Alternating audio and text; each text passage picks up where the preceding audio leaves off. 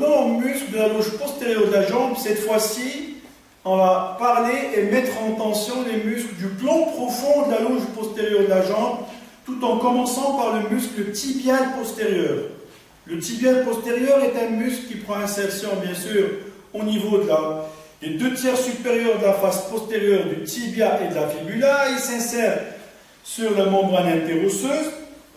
Il se prolonge pour venir se terminer au niveau du tubercule de l'os naviculaire du tarse, avec une expansion à tous les os du tarse, sauf les 2 méta au niveau des extrémités, c'est-à-dire le premier et le 5e métatarsien, ainsi que l'os talus. Donc il n'a aucune expansion tendineuse sur le talus, ni sur le premier et le 5e métatarsien, avec une terminaison sur le tubercule de l'os naviculaire et une expansion à tous les os du tarse.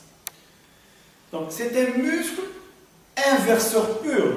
On parle de l'action, on parle de la fonction de ce muscle. Il est inverseur, c'est-à-dire qu'il combine la flexion plantaire de la cheville au varus. En combinaison d'une flexion plantaire à un varus, donc il sera à l'origine d'un mouvement d'inversion. Sa mise en tension se pratique chez un patient installé en décubitus dorsal qui n'est placé homolatéralement par rapport au muscle à étirer, et avant de démarrer la manœuvre de mise en tension, on doit fléchir le genou. Pourquoi fléchir le genou?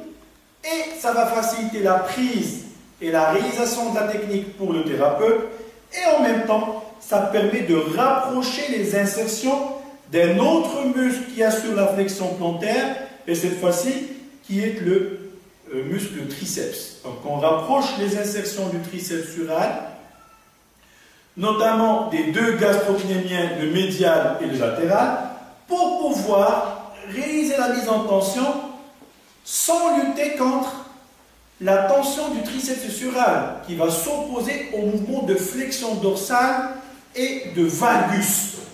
Donc, sur un genou fléchi, je me positionne homolatéralement, je réalise une prise adaptée à ma taille, qui est la prise thoraco-brachiale, donc le genou du patient et le segment jambier sera pris entre le thorax et le bras du thérapeute, et ma prise bimanuelle en venant entrecroiser les doigts sera réalisée au niveau de la face plantaire du pied, sans oublier le contact du calcaneus ou du talon du patient contre le plan de travail, et qui sera renforcé par une petite poussée au niveau du genou. Une petite poussée qui sera exercée par le kiné afin de fixer davantage cette position du talon contre le plan de travail. Donc on revient à la prise bimanuelle en entrecroisant les doigts. Donc on va réaliser l'opposé de l'action du muscle qui est l'inversion, qui est le varus flexion plantaire. Donc on va étirer le muscle en valgus flexion dorsale, tout en fixant au maximum le genou. Bien sûr, en synchronisant avec une respiration, on demande au patient d'inspirer au maximum, de prendre de l'air, de démarrer son temps expiratoire lentement et progressivement.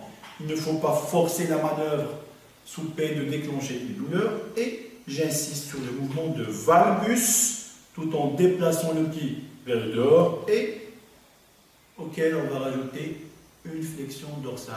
Autrement dit, on va placer le pied et la cheville en éversion, tout en combinant le valgus à la flexion dorsale, vu que le muscle est un muscle inverseur.